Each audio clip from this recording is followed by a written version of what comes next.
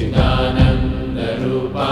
शिवोऽहं शिवोऽहं न च प्राणसंज्ञो न वै पञ्चवायु न वा सप्तधातु न वा पञ्चकोश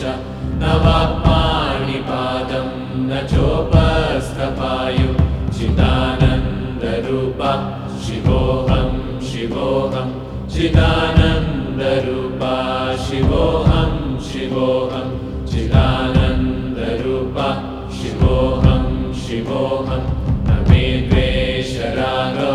न मे लोभमोहौ न मे वै मदो नैव मात्सर्यभावः न धर्मो न चार्थो न कामो न मोक्षः चिदानन्दरूपः शिवोऽहं शिवोऽहं चिदानन्दरूपः शिवोऽहं शिवोऽहं चिदानन्दरूपः शिवोऽहं शिवोऽहं न पुण्यं न पापं न सौख्यं न दुःखं न मन्त्रो न तीर्थं न वेदा न यज्ञः अहं भोजनं नैव भोज्यं न भोक्ता चिदानन्दरूपः शिवोऽहं शिवोऽहं चिदानन्दरूपः शिवोऽहं शिवोऽहं चिदानन्दरूपः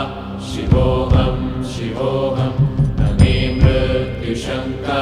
न मे जातिभेदः पिता नैव मे नैव माता न जन्मः न बन्धुर्न मित्रं गुरुर्नैव शिष्यः चिदानन्दरूपः शिवोऽहं शिवोऽहं चिदानन्दरूपः